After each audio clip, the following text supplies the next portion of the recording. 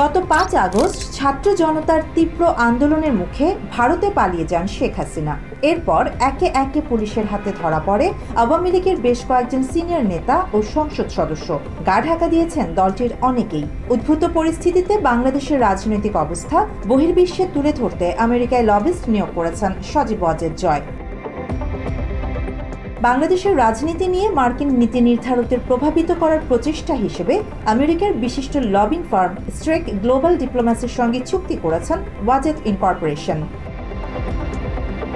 ওয়াজেদ ইনকর্পোরেশনের কর্ণধার হিসেবে গত 12 সেপ্টেম্বর স্ট্রেক গ্লোবাল ডিপ্লোম্যাসির চেয়ারম্যান রবার্ট স্ট্রেকের সঙ্গে এই চুক্তি করেন জয়। চুক্তি অনুযায়ী আওয়ামী লীগের পক্ষে যুক্তরাষ্ট্রের নির্বাহী ও বিচার বিভাগের কাছে বাংলাদেশের সাম্প্রতিক পরিস্থিতি তুলে ধরবে ওয়াশিংটন ভিত্তিক এই লবিং সংস্থাটি।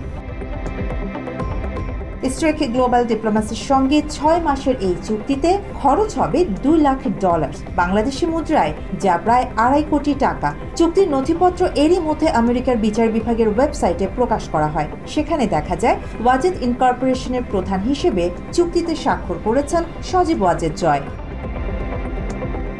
এর আগে বিএনপির শাসনামলে জঙ্গিবাদ ইস্যুকে কেন্দ্র করে 2004 সালে লবিং ফার্ম অ্যালকাটেল অ্যান্ড ফার সঙ্গে প্রথমবারের মতো আমেরিকায় লবিস্ট নিয়োগ করেন জয়।